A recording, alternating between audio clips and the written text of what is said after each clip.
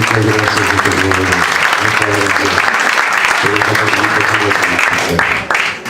Ahora sí, lo prometido, lo anticipado. Guillermo Levi, amigo de ICUF, con quien tiene una importante vinculación familiar, espero que la desentrañe.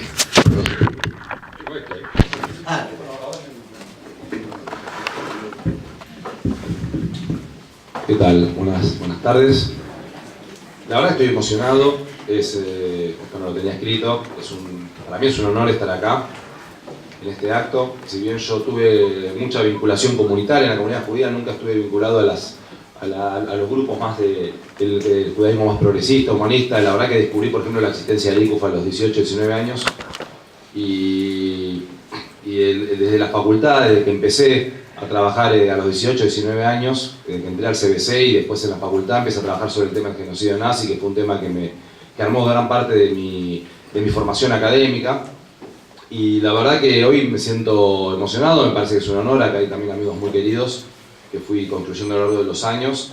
Y bueno, espero que las palabras que tengo sean lindas, digamos, o importantes, digamos, para el acto de lo que estamos conmemorando, que el 19 de abril era un acto de la comunidad judía en muchas épocas, donde muchos grupos e instituciones de la comunidad judía lo conmemoraban, creo que cada vez menos, ¿no? Pero fue reemplazado por otras fechas, y creo que quizás hoy es el único espacio en que se conmemora el 19 de abril como el Día de la Resistencia, el Día del Levantamiento.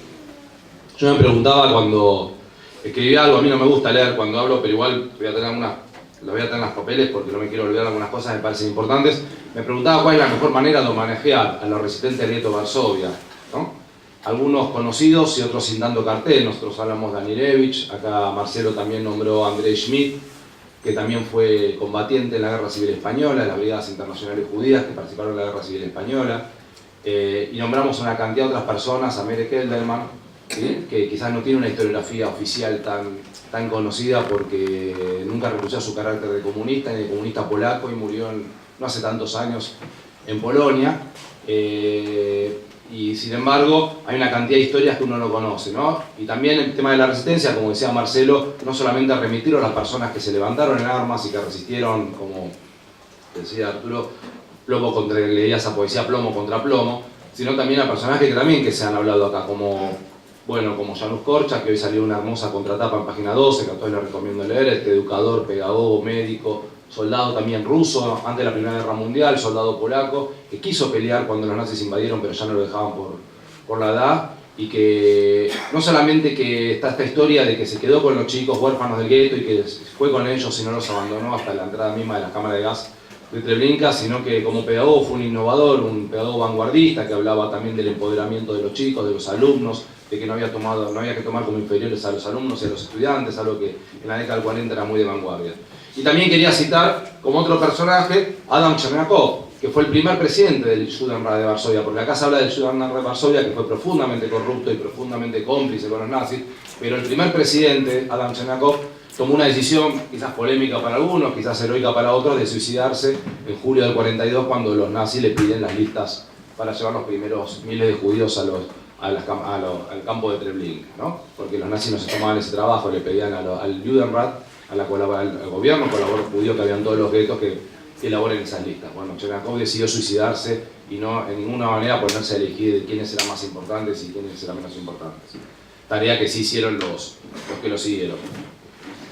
Y el tema es cómo construir un homenaje que no se convierta en una postal, digamos, de los que murieron solo porque decidieron pelear para no morir de otra manera o morir más dignamente, que también es una historia que también es bastante mentirosa, porque la mayoría de los que peleaban querían también seguir viviendo, no solo pelear con los nazis, seguir viviendo, ¿sí? Pero también construir historias de reivindicación de la resistencia, pero también acotadas y funcionales a una historia que intenta poner la resistencia que no se puede ocultar, pero dejarla en el lugar más marginal posible, ¿no? Los judíos resisten, pero eso es una postal absolutamente minoritaria. Cuando realmente se sabe hoy, más que se sabe cada vez más, digamos que la resistencia judía tuvo muchísimos planos, y no solamente la resistencia judía, sino de casi todas las naciones ocupadas de Europa. La resistencia fue realmente importantísima. Cuando terminó la guerra había 2 millones de partisanos italianos. Por ejemplo, en Italia hablamos de los yugoslavos que echaron a los nazis sin ayuda de los soviéticos y de los norteamericanos. Había 25.000 partisanos judíos cuando terminó la guerra en los bosques de Europa Oriental.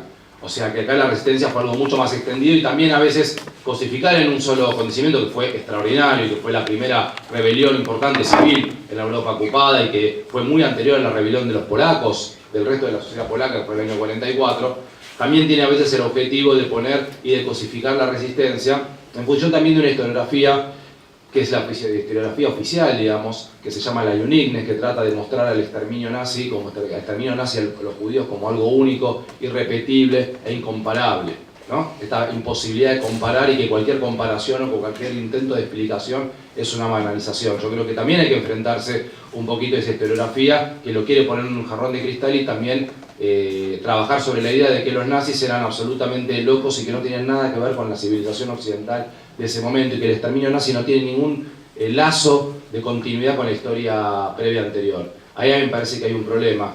Problema, por ejemplo, que no lo tenían los combatientes del gueto de Varsovia, que muchos de ellos leían Los 40 días de Musa Dar, que era el libro de la resistencia armenia, ¿no? Esta relación con el genocidio armenio que se construye en la academia mucho después. Los combatientes del gueto de Varsovia tenían esta percepción, si bien no tenían un conocimiento acabado de lo que pasaba en los campos de exterminio. Por supuesto que en el año 43 ya muchísimos sabían que había campos donde se exterminaban masivamente a las personas. Ellos tenían esa conexión con los armenios, que para la historiografía judía oficial parece que es mucho más difícil y complicada de construir. Los combatientes del gueto de Varsovia ya en sus lecturas se sentían relacionados también con los que resistían al genocidio armenio. Las disputas por la memoria son muy importantes. Entonces estamos acá, como dice Marcelo, también una batalla cultural. Las disputas por la memoria, ¿qué tipo de memoria? No solamente la reivindicación de la resistencia, sino cómo explicamos esa resistencia, cómo explicamos el exterminio, cómo fue posible, como única manera también de poder evitarlo. Y hoy también estamos en una disputa por la memoria importante en la Argentina. Estamos frente a un gobierno que había planteado que el pasado no lo interpelaba, que el pasado de la dictadura era un pasado ya lejano, que había que hablar del presente, los derechos humanos del presente, pero tanto por acción, por omisión o por necesidad o por lo que sea, este pasado de los 70 les explota y aparecen de múltiples formas, ¿no? Desde la discusión sobre el número de los desaparecidos, el ataque sistemático al legado de los organismos de derechos humanos, el cierre de los espacios de apoyo a las causas contra los represores, juicios que son únicos, que se están sustanciando hoy en la Argentina, que tienen poca visibilidad y que tendríamos que preguntarnos por qué tienen tan poca visibilidad los juicios que se hacen en la Argentina, que son únicos, no solamente en su cantidad, sino en su forma. Tribunales civiles, no son tribunales ad hoc, no son tribunales internacionales. Tenemos casi 800 condenados en la Argentina por delitos de lesa humanidad, cuando en los juicios de Nuremberg no hubo ni siquiera 200 condenados. Obviamente no fueron los únicos juicios que se hicieron contra criminales nazis, después hubo juicios nacionales, hubo juicios por campos, pero todos los condenados por algún delito en los países del occidente capitalista por los crímenes nazis no llega a 1000. Acá estamos hablando casi de 800 condenados, estamos hablando también de un proceso donde incorporó muchísima menos gente en el bando de los represores y son muchísimos menos las víctimas también. Y sin embargo, los juicios de la Argentina son bastante invisibilizados.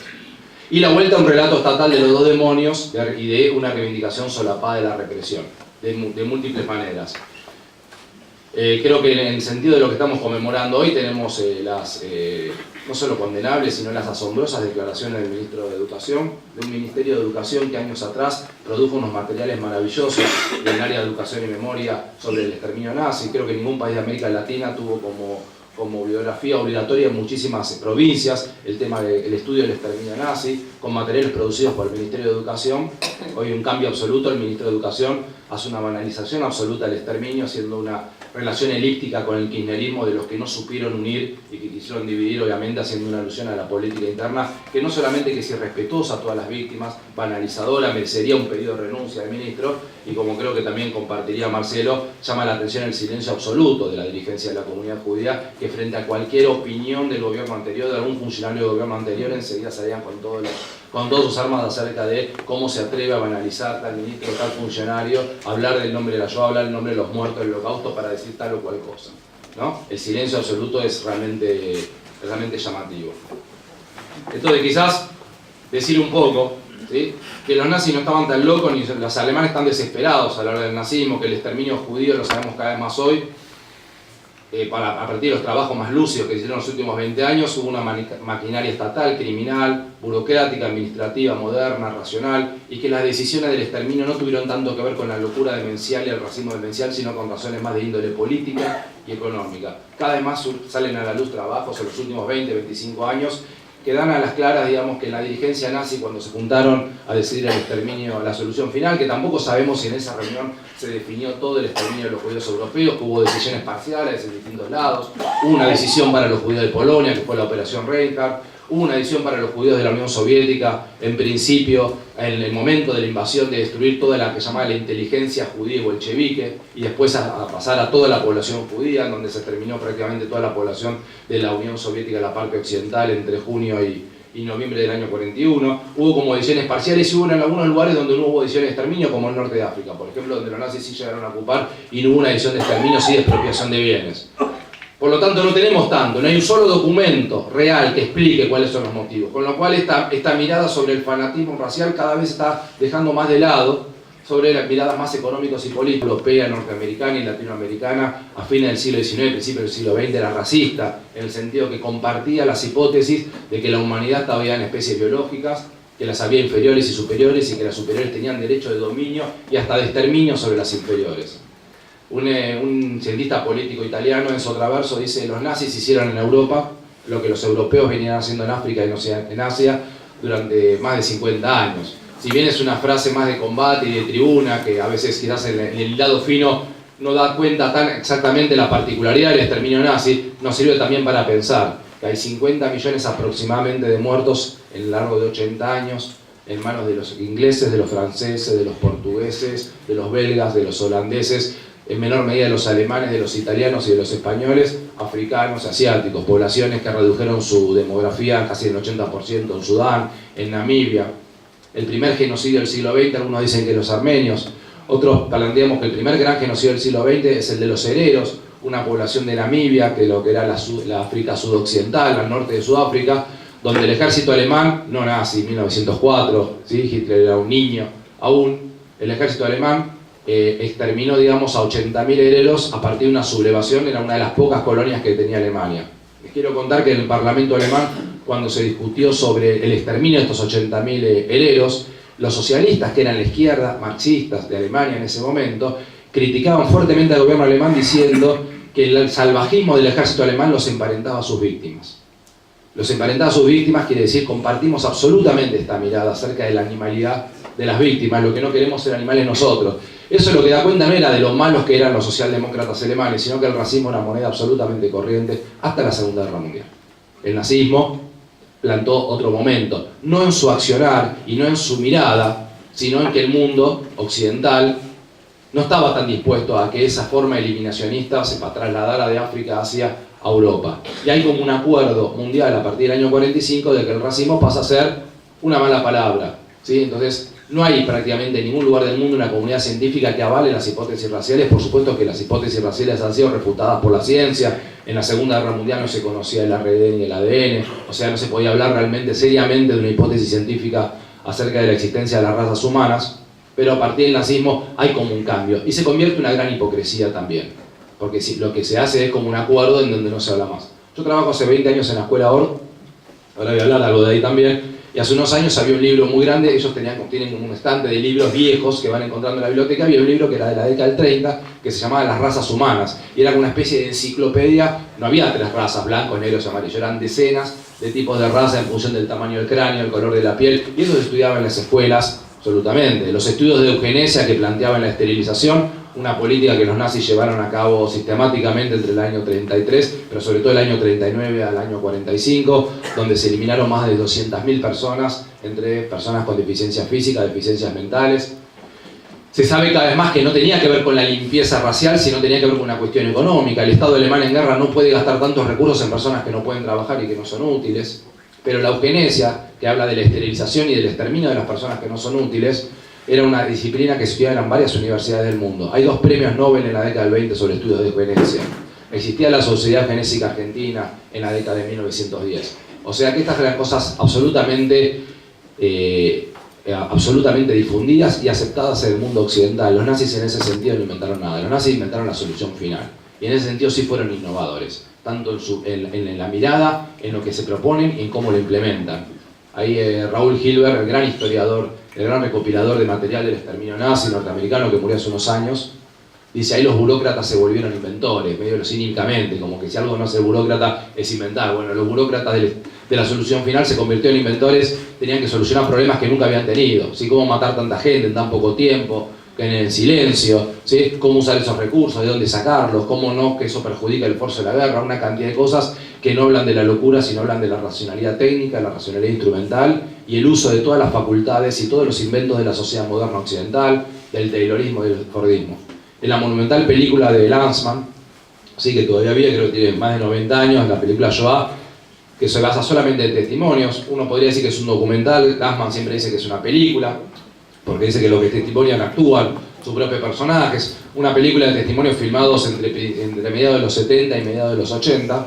En una de las entrevistas, lo entrevista a Franz Duchomel, un oficial de Treblinka, le hace una cámara oculta, una de las primeras cámaras ocultas que se hace, muy precariamente. Duchomel no sabe que lo están filmando. Duchomel, que no tenía ninguna formación universitaria, tenía una claridad enorme del grado de involucramiento tecnológico y administrativo que necesitaba el exterminio. Tenía un mapa de Treblinka, del campo que había trabajado en su habitación. No tenía ningún tipo no solo sentía ninguna responsabilidad moral, sino no mostraba ningún tipo de odio ni animadversión contra las víctimas judías. Y Lanzmann en un momento le pregunta, ¿cuántos morían en las cámaras de gas de Treblinka? Dice 70, 80 personas. Dice, pero en Auschwitz mucho más. Dice, en Auschwitz era una fábrica. Auschwitz era una fábrica, le dice. Y Treblinka era una cadena de montaje primitiva pero eficaz. Y Belzec un laboratorio. Entonces, qué claridad, ¿no? Cómo conoce los conceptos del taylorismo, del fordismo, lo que es una cadena de montaje y lo que es Auschwitz, el sumum de la productividad, donde se llegaron a matar cerca de 40.000 personas por día en el año 43. ¿No? Hay que poder matar esa cantidad de personas en un día, deshacerse de los cuerpos, que vuelvan a entrar personas y volver a producir todo ese procedimiento. En ese sentido, las palabras de Hilbert, de que los burócratas se convierten en inventores.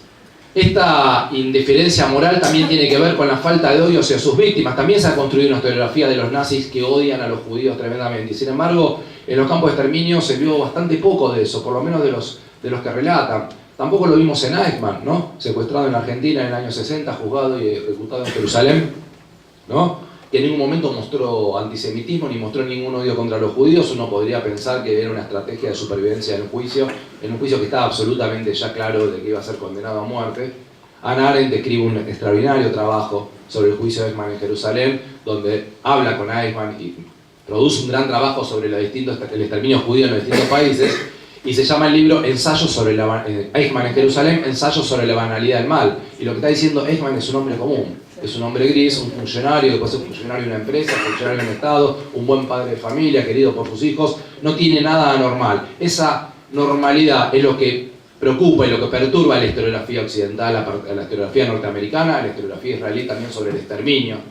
Esta cuestión de decir los nazis eran demasiado normales, eran demasiado parecidos a nosotros en el sentido de que es una sociedad occidental, civilizada, ¿sí? Con una burocracia administrativa eficiente, que en determinado momento Eichmann podría ser el gerente de una empresa que produce mercancía y pasa a ser el gerente que arma toda la logística del exterminio. Eichmann decía que no era antisemita. Y yo creo que Hannah Arendt en el fondo también le creía, no tenía un problema con los judíos. Él era un funcionario que tenía que cumplir una orden. No podría decir, la ética individual podrías no haberla cumplido, podrías haberte sometido a la represión, no haberla cumplido. Por supuesto que Eichmann es un personaje tremendo y merece toda la condena de la justicia. Arendt no está pidiendo que lo indulten a Eichmann, lo que está mostrando es esta normalidad. Primo Levi, otro extraordinario sobreviviente de Auschwitz del año 44, cuando llegan los italianos a Auschwitz, que llegan al final, cuando los alemanes invaden Italia. Una vez un periodista le preguntó, dígame cómo eran sus cantores en el campo, eran tremendos, eran sádicos, salvajes. Y dice, no, la verdad que esos eran poquitos y cuando aparecía uno lo corrían. Eran hombres normales como usted y como yo, la gran mayoría de ellos, ¿no?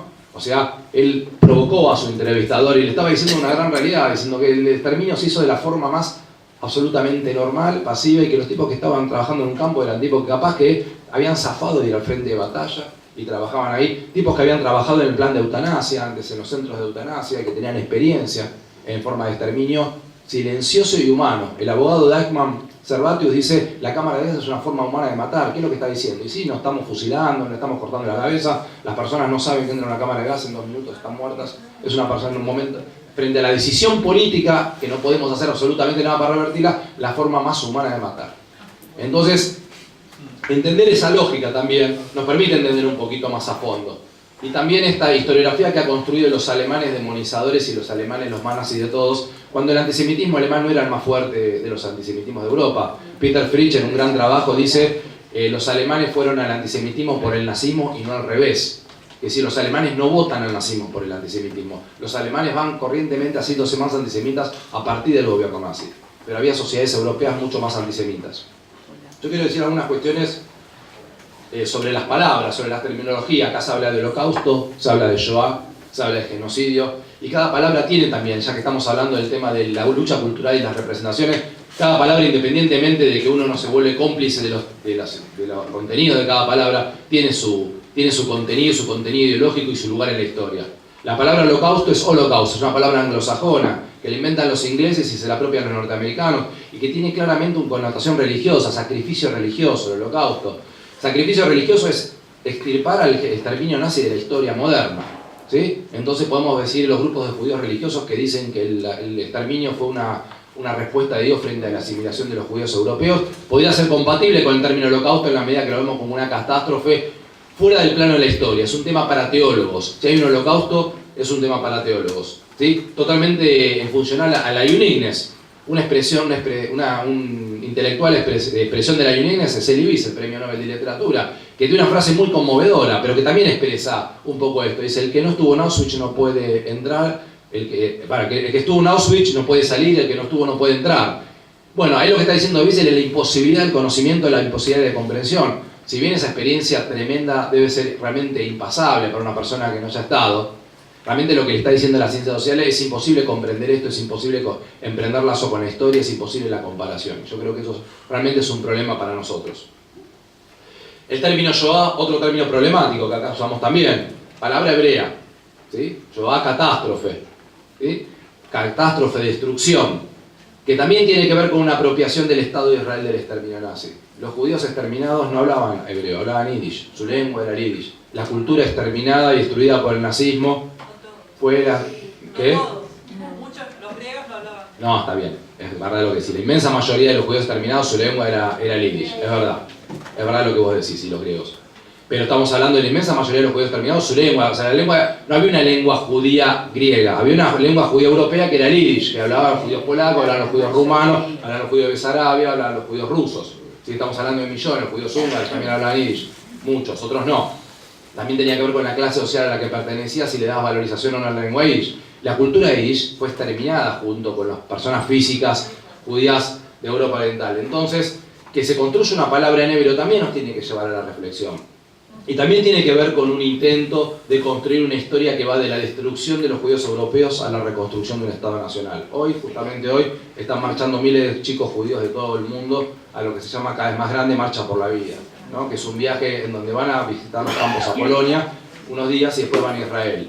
Y ese viaje tiene claramente un formato ideológico. Eso no quiere decir que uno esté más de acuerdo o más en desacuerdo. Yo claramente lo veo en forma crítica, pero me parece que no tiene que dejar de ser mirado esta idea de una apropiación también de la historia del exterminio en planos de la destrucción. Hoy es 16 de julio, estamos a casi 3 meses de la charla que la voy a terminar con esto, del 19 de abril del 2017.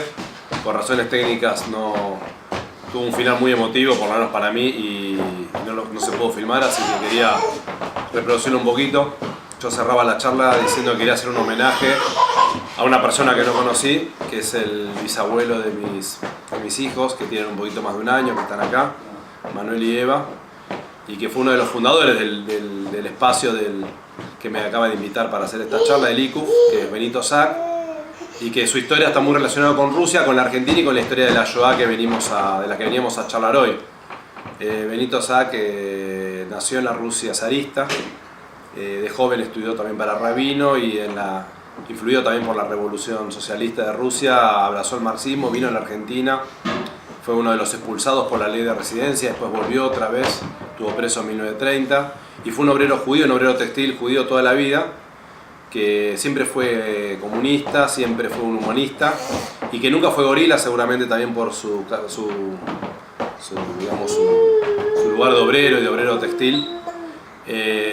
Y que tiene una relación también directa con el exterminio judío, que yo no la tengo familiarmente por mis antepasados, pero sí la tienen mis hijos, que es que en su pueblo, en Bielorrusia, en un pueblo que no no recuerdo el nombre, en alguna tarde o mañana, entre junio y noviembre del año 41, toda la familia de él, su papá, su mamá, sus hermanos, sus tíos, sus primos fueron exterminados por los Einsatzgruppen, que eran este grupo de asesinos de las SS, casi todos eran graduados universitarios que se dedicaban a exterminar a la población civil judía y comunista en los territorios de la Unión Soviética, y él, que tenía su relación epistolar con su familia, dejó de tenerla después de eso, en donde perdió absolutamente a toda su familia. Una de las primeras cosas que conocí de mi mujer es hablando de su abuelo Benito, y creo que la historia del abuelo Benito está muy relacionada con la historia nuestra también, y bueno, y hoy yo tengo estos mellizos que están relacionados familiarmente directamente con ellos, y bueno, así que quería hacer este pequeño homenaje, y sé que la mayoría del público que escuchó esta charla lo conoció, y bueno, y quería terminar la charla con eso. Quería mostrarlos a los bisnietos de Benito, que eso no lo podía haber tenido en ese día porque no estaban, Eva y Manuel, que tienen 14 meses. Y bueno, nada más, muchas gracias.